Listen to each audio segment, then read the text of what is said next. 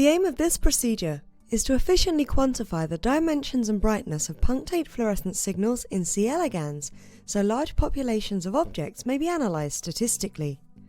Synaptic proteins are imaged in this demonstration. The first step of the procedure is to generate high-density synchronized cultures of the C. elegans of interest.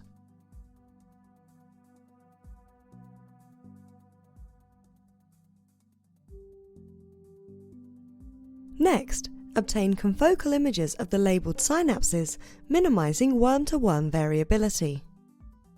From the images, synaptic puncta are automatically identified and distinguished from background fluorescence. The final step is to tabulate and organize the data for efficient downstream analysis. Ultimately, results can accurately show how experimental conditions affect the distribution of synaptic proteins or any other protein localized to high contrast puncta.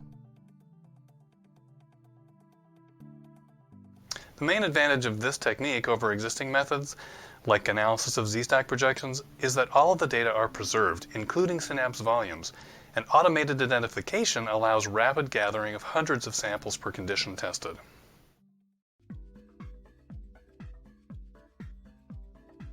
This protocol requires high-density cultures of adult C. elegans worms grown up in 10 cm high-peptone NGM agar plates on Na22 E. coli bacteria. Have ready exactly one plate for each immunological stain that is planned. Begin by harvesting the worms in a few milliliters of water. Transfer them to a 15 milliliter conical tube and repeat this.